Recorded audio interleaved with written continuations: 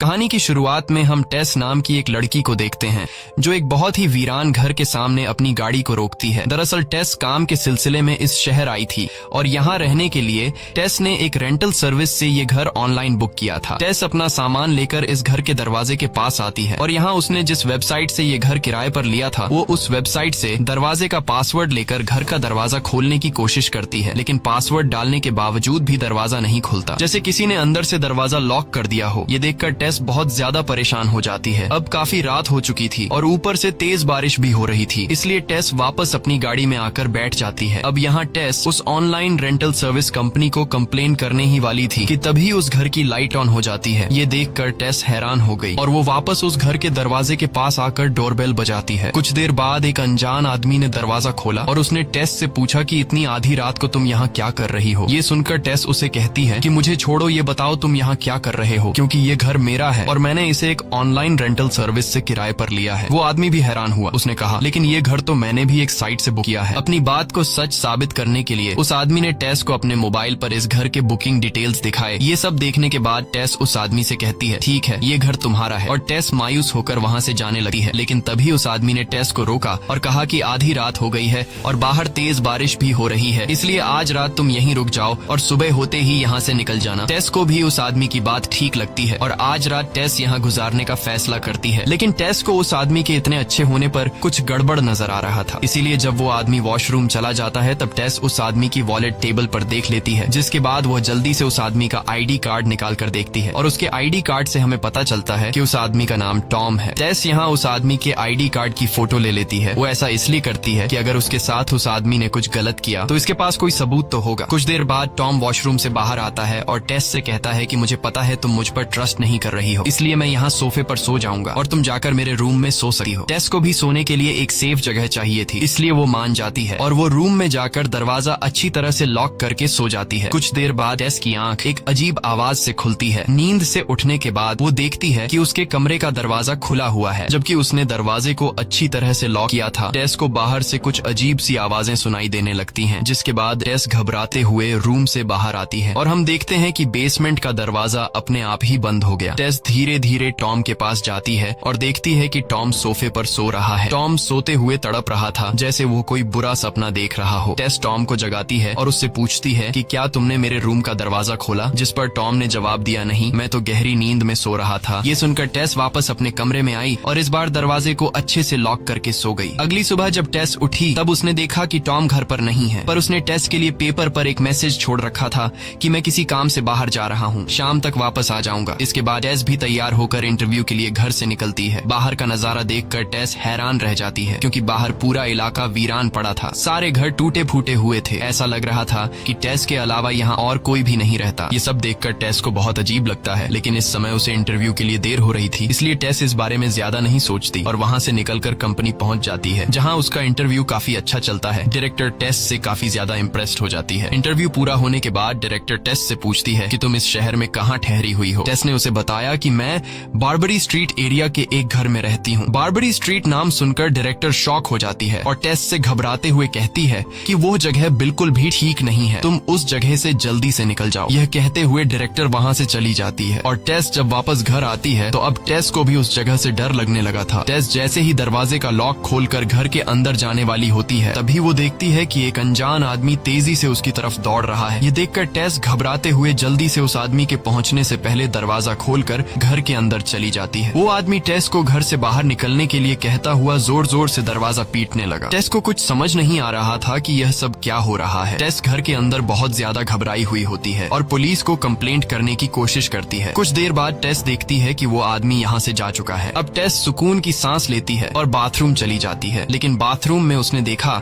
कि toilet paper खत्म हो चुका था। वो घर में इधर उधर टॉयलेट पेपर तलाश करने लगी है। तभी उसकी नजर बेसमेंट की तरफ गई। उसे लगा शायद टॉयलेट पेपर बेसमेंट में रखा हो। यह सोचकर टेस बेसमेंट में गई और बेसमेंट में उसे सामने टॉयलेट पेपर का बॉक्स रखा हुआ मिला। अब टेस वहाँ से टॉयलेट पेपर लेकर लौट ही रही थी कि अचानक बेसमेंट का दरवाजा बंद हो गया। टेस पूरी ताकत के साथ दरवाजा खोलने की कोशिश करती है, पर दरवाजा नहीं खुला। अब टेस बहुत ज्यादा मायूस हो जाती है, क्योंकि वो अपना फोन भी ऊपर ही छोड़ आई थी। टेस को समझ आ चुका था कि यहाँ बैठे बैठे उसकी कोई मदद नहीं करने आएगा, इसलिए उसे खुद ही कुछ करना पड़ेगा। अब टेस यहाँ से बाहर निकलने का रास्ता ढूंढने लगी है और तभी उसकी नजर बेसमेंट में रोशनी के लिए एक विंडो पर पड़ती है। वो इस विंडो को खोलने की कोशिश करती है, पर वो विंडो सिर्फ बाहर से ही खोली जा सकती थी। अब टेस इस विंडो का शीशा तोड़ने के लिए कोई टूल ढूंढने लगी है। टूल ढूंढते हुए टेस देखती है कि एक रस्सी दीवार के अंदर से आ रही है। टेस बिना सोचे समझे वो रस्सी खींचने लगती है और रस्सी के खींचने से एक सीक्रेट रूम का दरवाजा खुल जाता है। अब टेस जब इस रूम के अंदर देखती है तो उसे अंदर कुछ भी नजर नहीं आता, क्योंकि इस रूम के अंदर काला घुप अंधेरा था। टेस अब जानना चाहती थी कि इस रूम के अंदर आखिर है क्या, लेकिन डर के मारे वो अंदर नहीं जा सकती थी। तभी टेस के दिमाग में एक आइडिया आया। उसने एक बड़े मिरर के जरिए बेसमेंट में लगे लाइट की रोशनी को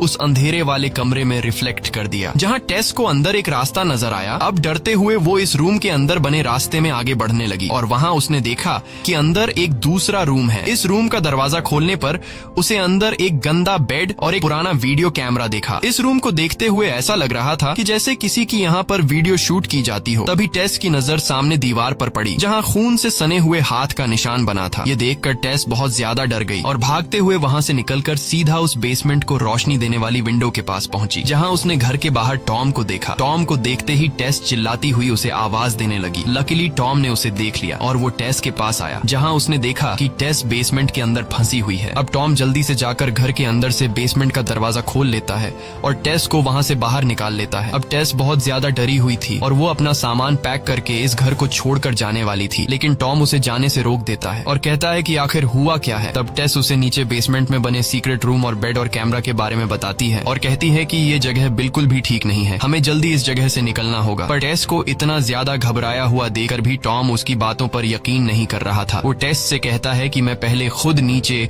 बेसमेंट में जाऊंगा और वहाँ सब कुछ देखूंगा। अगर वहाँ सच में कोई खतरा हुआ तो हम अभी यहाँ से निकल जाएंगे, बस तब तक तुम मेरा यहाँ इंतजार करना, क्योंकि अगर हम दोनों वहाँ चले गए और फिर से बेसमेंट का दरवाजा बंद हो गया तो हम दोनों वहीं पर हमेशा के लिए फंस जाएंगे। इतना कहकर वो सीधे बेसमेंट की तरफ जाने लगा। टेस ने उसे रोकने की बहुत कोशिश की, लेकिन वो टेस को इग्नोर करके बेसमेंट में चला गया। अब यहाँ टेस उसका इंतजार करने लगती है, लेकिन काफी टाइम गुजरने के बाद जब वो वापस नहीं आता, तब टेस बेसमेंट के पास जाकर टॉम को आवाज देने लगती है, लेकिन बेसमेंट से टॉम का कोई रिस्पॉन्स नहीं आता। अब मजबूरन एक बार फिर से टेस हिम्मत जुटाकर बेसमेंट में जाने का फैसला करती है, लेकिन इस बार जाने से पहले वो बेसमेंट के दरवाजे के सामने एक चेयर रख देती है ताकि फिर से दरवाजा लॉक न हो जाए। अब टेस अपने मोबाइल का टॉर्च जलाकर धीरे धीरे आगे बढ़ते हुए टॉम को ढूंढने लगती है, लेकिन उसे टॉम कहीं भी नजर नहीं आता। वो उस कमरे तक भी पहुंचती है जहां पर बेड और कैमरा रखा हुआ था, मगर वहां भी टॉम नहीं था। अब टेस परेशान हो जाती है कि अचानक टॉम कहां गायब हो गया। वो उसे ढूंढते हुए और आगे बढ़ती है। कुछ दूर आगे जाने के बाद उसे नीचे कुछ सीढ़ियां दिखाई देने लगी हैं और तभी टेस को नीचे से टॉम की आवाज सुनाई देने लगी है, जो मदद के लिए पुकार रहा था। डर के मारे टेस अंदर तो नहीं जाना चाहती थी, लेकिन टॉम के बार बार पुकारने पर वो वहां जाने पर मजबूर हो जाती है। सीढ़ियां क्रॉस करने के बाद नीचे एक दूसरा बेसमेंट बनाया गया था, यानी बेसमेंट के अंदर एक दूसरा बेसमेंट। अब यहाँ टेस टॉम को पुकारते हुए आगे बढ़ती है कि तभी अचानक टॉम किसी जानवर की तरह जमीन पर रेंगते हुए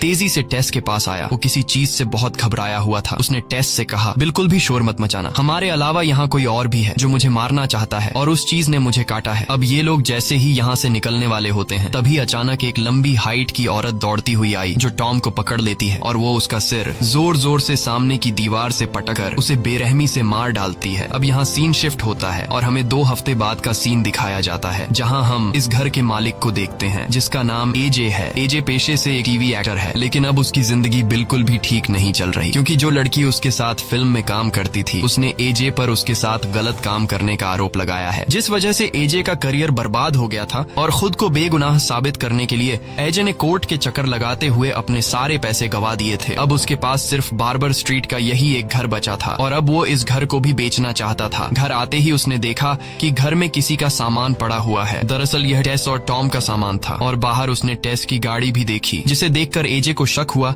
कि कोई चोरी छिपे मेरे घर में रह रहा है। इसलिए अब वो घर की तलाशी लेने लगता है, लेकिन उसे घर में कोई भी इंसान नहीं मिला। पर तभी उसकी नजर बेसमेंट के दरवाजे पर पड़ी, जहाँ एक चेयर रखी हुई थी और ये चेयर टेस ने लगाई थी ताकि बेसमेंट का दरवाजा अंदर से लॉक न हो। और ये सब देखकर एजे को यकीन हो जाता है कि कोई बेसमेंट में छुपा हुआ है। जब वो बेसमेंट के दरवाजे के पास आता है तो उसे नीचे से किसी के चलने की आवाज सुनाई देने लगती है। ये देखकर वो अपने साथ एक टॉर्च और चाकू ले लेता है और बेसमेंट के अंदर जाता है, ताकि अगर उसे कोई खतरा महसूस हो तो वो उस पर चाकू से अटैक कर सके। बेसमेंट में आते ही उसे भी वो सीक्रेट रूम दिखाई देता है, जहाँ पर कैमरा और एक बेड था। वो अपने घर के बेसमेंट को और एक्सप्लोर करने लगता है, जहाँ वो उन सीढ़ियों के पास भी पहुँच जाता है। और यह सब देखकर एजे डरने के बजाय उल्टा खुश हो जाता है, क्योंकि उसने सोचा कि मेरे घर के बेसमेंट में इतनी ज्यादा जगह होने की वजह से अब इसकी कीमत डबल हो जाएगी। वो फौरन एक इंच टेप लेकर बेसमेंट को नापने लगा है और नापते नापते वो एक रूम तक जा पहुंचता है जहां टीवी में एक शो चल रहा था जिसमें दिखाया जा रहा था कि एक माँ अपने बच्चे को ब्रेस्ट फीडिंग कैसे कराती है। एजे ये सब देख ही रहा था कि अचानक उसके हाथ से इंच टेप कोई खींच लेता है। ये देखकर एजे घबरा जाता है और जिस तरफ से इंच टेप खींची गई थी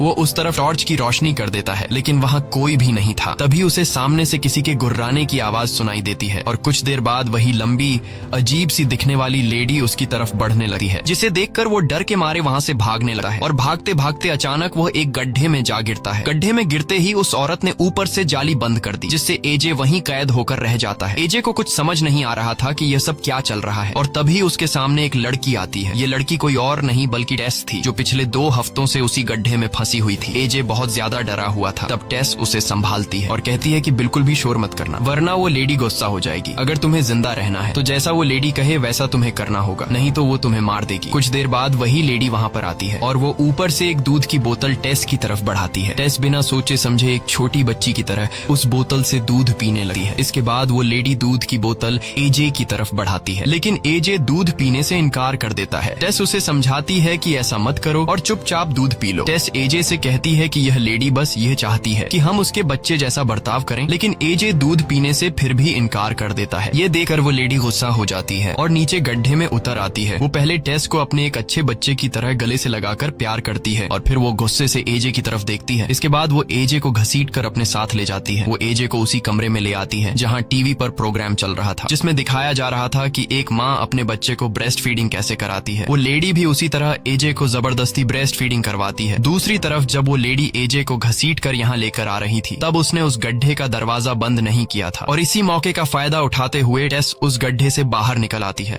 और वहाँ से भागने लगती है। लेकिन तभी गलती से उसका पैर इंच टेप से टकरा जाता है, जिसकी आवाज वो लेडी सुन लेती है और वो समझ जाती है कि टेस यहाँ से भागने की कोशिश कर रही है। अब वो लेडी एजे को यहीं छोड़कर टेस का पीछा करने लगती है। टेस तेजी से दौड़ते हुए ऊपर बेसमेंट के दरवाजे तक पहुँच जाती है, लेकिन बेसमेंट का दरवाजा लॉक हो चुका था। टेस पूरी ताकत से दरवाजा खोलने की कोशिश करती है, लेकिन जब वो दरवाजा नहीं खुलता तो वो भागकर बेसमेंट की खिड़की का कांच तोड़ देती है और वहाँ से बाहर निकलने की कोशिश करने लगती है। इस दौरान वो लेडी टेस के काफी करीब आ चुकी थी, लेकिन इससे पहले कि वो लेडी टेस को पकड़ पाती, तभी बाहर से एक आदमी आकर टेस को बाहर की तरफ खींच लेता है। अगर वह आदमी 1 सेकंड भी देर करता तो टेस की जान चली जाती, क्योंकि वो लेडी टेस के निकलते ही वहाँ पहुँच जाती है। अब टेस की जान जिस आदमी ने बचाई थी वो आदमी कोई और नहीं था बल्कि वही आदमी था जो शुरुआत में टेस को इस घर के अंदर जाने से रोक रहा था। अब टेस उस आदमी को समझाती है कि इस घर में एक बहुत ही खौफनाक लेडी रहती है, लेकिन उस आदमी को पहले से ही उस लेडी के बारे में पता था। अब वो आदमी टेस से कहता है कि जितनी जल्दी हो सके इस शहर से दूर निकल जाओ, वरना वो लेडी तुम्हें ढूंढकर सारी जिंदगी अपने पास रख लेगी। लेकिन टेस उसे कहती है कि अंदर एक और आदमी भी फंसा हुआ है जिसे मेरी मदद की जरूरत है। तब वो आदमी टेस से कहता है, शुक्र करो कि तुम्हारी जान बच गई, मेरी मानो तो तुम जल्द से जल्द यहाँ से निकल जाओ, क्योंकि रात होते ही वो लेडी तुम्हें ढूंढती हुई बाहर निकलेगी। अगर तुम इस इलाके के आसपास रहे तो वो लेडी तुम्हें किसी भी तरह पकड़ लेगी और फिर हमेशा के लिए अपने पास कैद कर लेगी। इसके बाद वो आदमी टेस से कहता है कि मेरा काम था तुम्हें समझाना, बाकी तुम खुद को बचाती हो या नहीं वो तुम्हारी मर्जी। अब टेस वहाँ से जाना तो चाहती थी, पर टेस एक अच्छे दिल की मालिक थी, इसलिए वो एजे को अकेले उस लेडी के पास नहीं छोड़ सकती थी,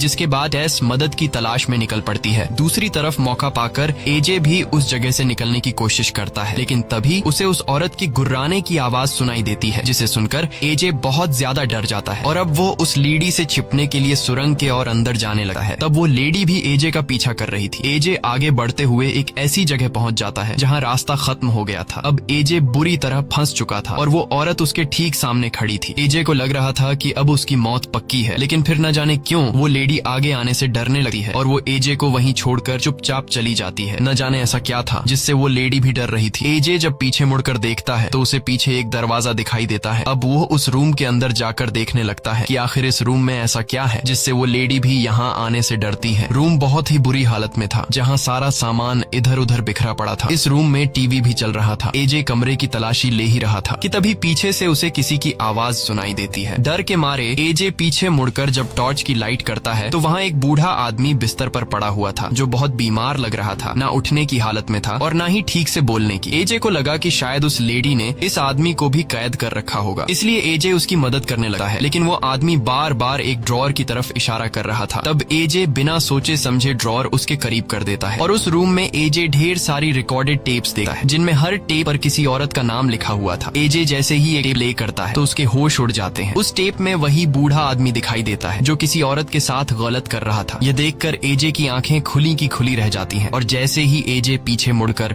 उस बूढ़े आदमी की तरफ देखता है तो वो बूढ़ा आदमी ड्रॉर से गन निकाल रहा होता है। एजे को लगा कि अब तो वो मारा गया, लेकिन अगले ही पल वो बूढ़ा आदमी खुद को ही गोली मार लेता है। दूसरी तरफ टेस पुलिस ऑफिसर्स के साथ उस घर के बाहर पहुंचती है। टेस उन्हें सारी बात समझाती है कि इस घर में क्या चल रहा है, लेकिन पुलिस वालों को टेस पर यकीन नहीं होता क्योंकि टेस के पुराने कपड़े और उसकी हालत देखकर उन्हें लगता है कि टेस ने कोई नशा किया है, इसलिए पुलिस टेस को इग्नोर करके चले जाते हैं। यह देखकर टेस और ज्यादा परेशान हो जाती है। अब टेस को समझ आ जाता है कि उसे खुद ही कुछ करना पड़ेगा। जल्द ही रात होने वाली थी, इसलिए टेस समझदारी से काम लेते हुए अपनी कार में जाकर बैठ जाती है क्योंकि उसे पता था कि अब वो लेडी उसे ढूंढने बाहर निकलेगी। और ऐसा ही होता है। अंधेरा होते ही वो लेडी टेस को ढूंढने घर से बाहर निकलती है। अब इससे पहले कि वो लेडी टेस को कार में देख पाती, तभी टेस फौरन कार स्टार्ट करती है और फुल स्पीड से उस लेडी को टक्कर मारकर सामने की दीवार से चिपका देती है, जिससे वो लेडी ना पीछे जा सकती थी और ना ही आगे। वो वहीं फंसकर रह जाती है और कुछ ही देर बाद वो लेडी बेहोश हो जाती है। मौके का फायदा उठाते हुए टेस जल्दी से एजे को बचाने बेसमेंट में चली जाती है और एजे को ढूंढने लगती है। वहीं एजे भी उस गन को उठा लेता है जिससे उस बूढ़े आदमी ने खुद को शूट किया था और बाहर निकलने की कोशिश करता है। अंधेरे की वजह से एजे को कुछ भी दिखाई नहीं दे रहा था और तभी उसे सामने से कोई अपनी तरफ आता हुआ दिखता है। डर के मारे एजे उसे शूट कर देता है। जब एजे उसके पास पहुंचता है तो वो देखता है कि वो टेस थी। लकीली गोली टेस के पेट को छूकर निकल गई थी, इसलिए उसकी जान बच जाती है। अब एजे टेस को संभालते हुए घर से बाहर लाता है। बाहर आते ही टेस देखती है कि वो लेडी जिसे उसने थोड़ी देर पहले कार से टक्कर मारकर दीवार से चिपका दिया था, वो वहाँ से गायब हो चुकी थी। टक्कर की वजह से टेस की कार भी खराब हो चुकी थी, इसलिए वो लोग कार में बैठकर भाग भी नहीं सकते थे। अब वो लोग पैदल ही वहाँ से भागने लगे हैं। कुछ दूर आगे जाने के बाद उन्हें वो अनजान आदमी मिल जाता है जो इशारे से उन्हें चुपचाप अपने पास बुलाता है और वो आदमी उन दोनों को एक टैंक के पास ले आता है। वो आदमी कहता है कि इस जगह तक वो लेडी नहीं आ सकती। तब एजे उस आदमी से पूछता है कि वो लेडी कौन है और मेरे घर में क्या कर रही है। तब वो आदमी उन्हें बताता है कि वो लेडी पिछले 40 सालों से इस घर में रह रही है और यह घर उसके डैड का है। तब एजे कहता है कि यह कैसे हो सकता है, ये घर तो मेरा है। जिस पर वो आदमी जवाब देता है, कागजात के मुताबिक तो ये घर तुम्हारा है, तुमने इसे कुछ साल पहले खरीदा होगा, लेकिन इस घर का पहला मालिक फ्रैंक नाम का एक आदमी था और वो लेडी फ्रैंक की बेटी है। फ्रैंक एक बेहद बेरहम इंसान था जो पराई औरतों को पकड़कर इस घर के बेसमेंट में लाकर बांध दिया करता था और फिर उनके साथ गलत काम करके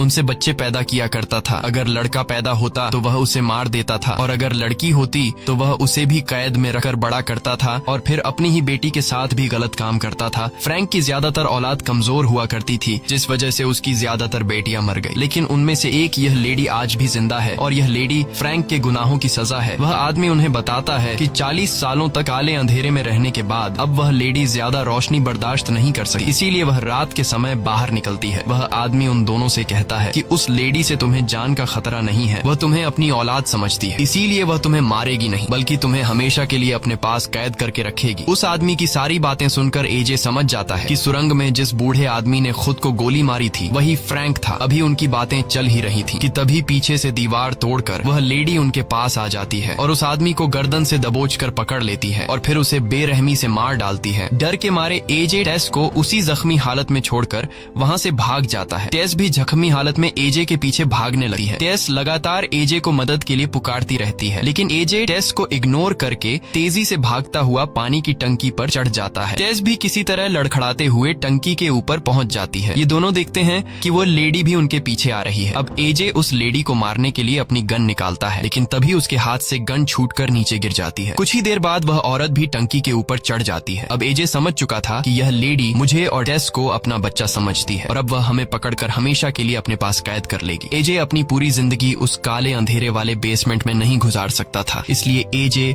उस लेडी की ममता का फायदा उठाते हुए टेस को पकड़कर ऊपर टंकी से नीचे गिरा देता है। वह लेडी टेस को अपनी बेटी मानती थी, इसलिए वह टेस को बचाने के लिए उसके पीछे कूद जाती है। एजे जब नीचे झांक कर देखता है तो वह देखता है कि वह लेडी टेस को बचाने के लिए अपनी जान की परवाह किए बिना उसे अपनी गोद में ले लेती है ताकि नीचे गिरते वक्त टेस को कोई नुकसान न पहुंचे, क्योंकि अगर टेस सीधा नीचे गिरती तो वह मर भी सकती थी। इसके बाद एजे नीचे आता है और देखता है कि दोनों खून से लथपथ पड़े हैं और दोनों बिल्कुल हिल नहीं रहे हैं। एजे को लगता है कि दोनों मर चुके हैं, लेकिन तभी टेस को होश आ जाता है। टेस देखती है कि उस लेडी ने अपनी जान जान देकर मेरी जान बचाई है। इसके बाद एजे टेस को सहारा देकर उठाता है और खुद को सही ठहराने लगा है कि अगर मैं ऐसा नहीं करता तो हम दोनों मारे जाते। लेकिन अब टेस को समझ आ जाता है कि एजे चाहे जितना भी अच्छा बनने की कोशिश करे, वह अपनी जान बचाने के लिए किसी और को मरने के लिए छोड़ सकता है। तभी पीछे से वो लेडी भी उठ जाती है और एजे को पकड़कर उसका गला दबोच लेती है। वह बेहद गुस्से में होती है क्योंकि एजे ने उसकी बेटी को नीचे फेंका था। इसके बाद वो लेडी पहले एजे की आंखें फोड़ देती है और फिर उसका सिर 2 टुकड़ों में अलग कर देती है। इसके बाद वह एक माँ की तरह टेस की तरफ दुख भरी नजरों से देखती है और टेस से प्यार करने लगती है। लेकिन टेस अब भी उस लेडी से डरी हुई होती है, इसलिए वो लेडी भी समझ जाती है कि मैं इस दुनिया में इंसानों के बीच नहीं रह सकती। मेरे इस डरावने चेहरे और भयानक रूप से इंसान डरते हैं, इसलिए इंसान मुझे कभी भी एक्सेप्ट नहीं करेंगे। इसलिए वह इशारों में टेस से कहती है कि मुझे मार दो। अब टेस उसे मारना नहीं चाहती थी, लेकिन वह औरत यही चाहती थी कि मेरी जिंदगी खत्म हो जाए। इसलिए टेस उसे गोली मारकर उस भयानक जिंदगी से आजादी दिला देती है और इसी के साथ यह कहानी खत्म हो जाती है। अगर आपको यह वीडियो पसंद आई हो तो हमारे चैनल को सब्सक्राइब करें और वीडियो को लाइक जरूर करें।